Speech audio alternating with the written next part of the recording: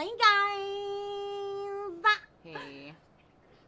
You with this dry ass hey again. Stop it. Welcome back to Bitching Banter. and Boys. Boys. Oh, let's get into episode 6 with the boys.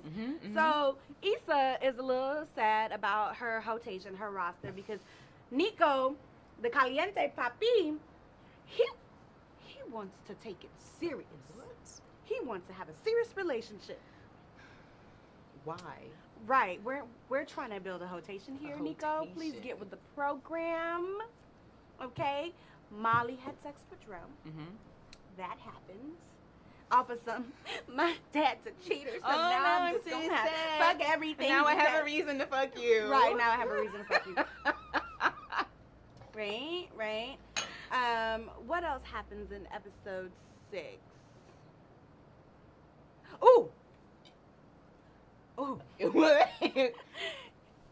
Daniel, the cum shot. Oh. Yeah. That's bad. That was horrible. I wouldn't like that. We gonna get into that. We gonna get into the oral sex. Yeah, we gonna get into that. So let's get to it, guys. Let's get to Hella Shook. Let's get to the open relationship aspects of Molly, Dro, and Candace. Shall we? So let's hear from the couple. On the open relationship episode. You want to hear from the Yes. couple? I got some opinions. I Oh, need to stop voice. it. Well, okay, so here's the thing. Open relationships. So I've had 2 friends that have been in open relationships. Both of them, the woman wanted the open relationship. So it was really interesting because I think if it was reversed, the woman would never go along with that. The woman would be like, no, I'm not going to be in an open relationship. But with men, they're like, all right, well, that's hot. My woman's going to be with another woman. Just double the boobs. let me tell you how both those relationships ended up. Divorced.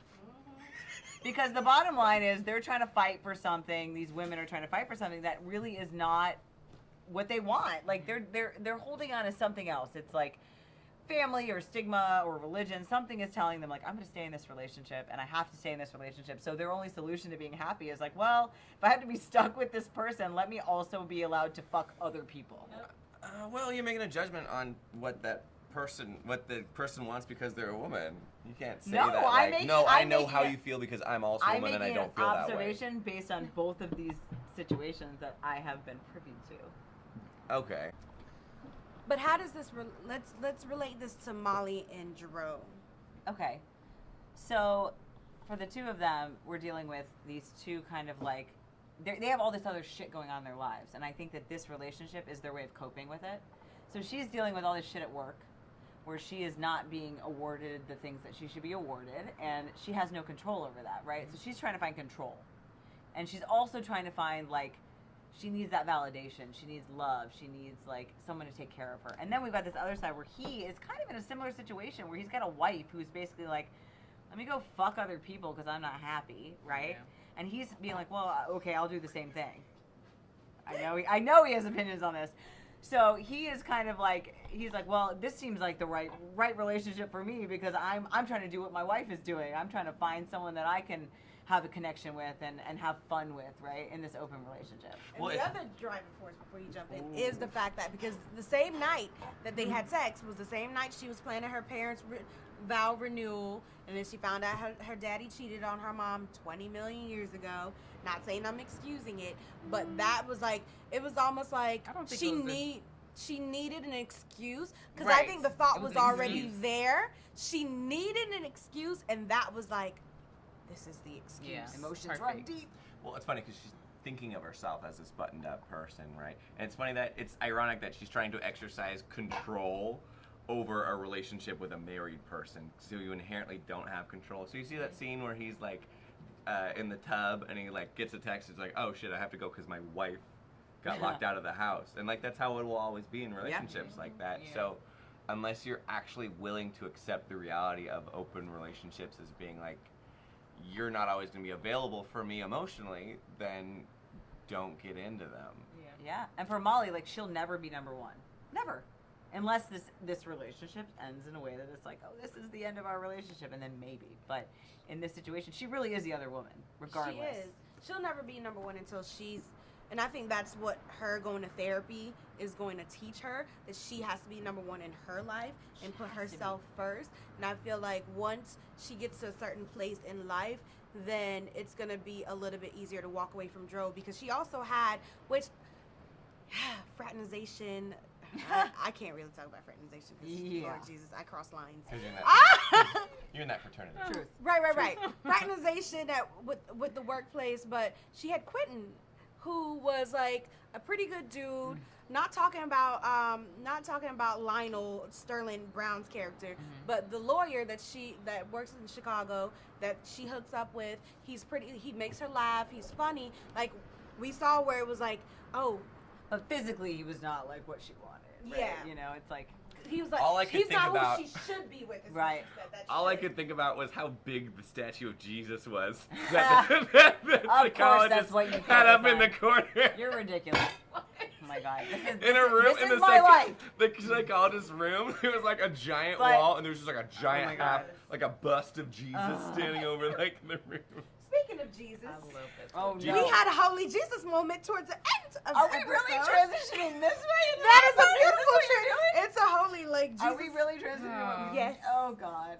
Is it? All right. What do you It's want? holy What do you Jesus want to hear moment. about Kanisha?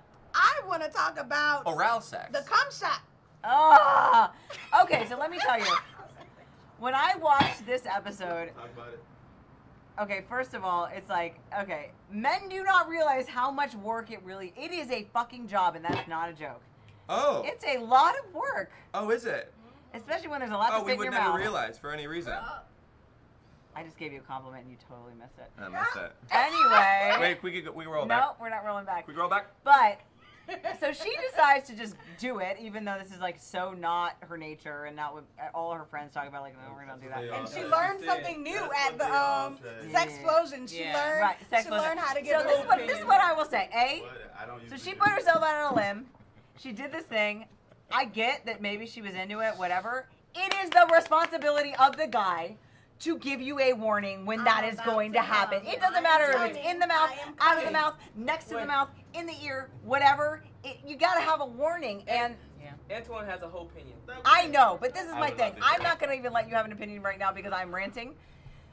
Unless you have gotten that shit in your eye, you don't know. Well, you know what's funny to That me? shit burns! What? You know what's funny to me? You never did that to me. I never have. Never again. I It'll never actually happen don't. again. I actually think that is maybe only in like pop culture's mind that No. is attractive to men because of porn. Because you need to actually physically see something in porn to see that it's finished, right? If it happened inside. It's got the cum shot What in I'm the saying face is is, like, scientifically built on In porn. porn, you they guys. needed a finish. I never thought about You that. can't You can't have a finish. Like I have literally watched porn where like I they finish love- inside of the person, It's and true. it's kind of unsatisfying to true. watch I because you love need to Jordan's see something. commentaries because it's very like Scientific. Yeah. What I'm saying is, I'm not like the finishing on the face thing is like not No, but that's true. that You great got to a- me. You've got a real point. You have Thank you, analyzed Jordan. this. Thank you so much, Lindsay and Jordan, for your commentary. So good. So wonderful. Such insight. Love it. Y'all, we have amazing friends. We really do. Yeah, I We agree. really do. So we are gearing up for season 3. This is how we wanted to gear up for season 3. Yes. Just recapping all the episodes. Thank you for tuning in. So season 3 starts when, Jessica? August the 12th on HBO. On HBO. Tune in to season 3 of Insecure and make sure you keep tuning in to Bitching, Banter, and Ball.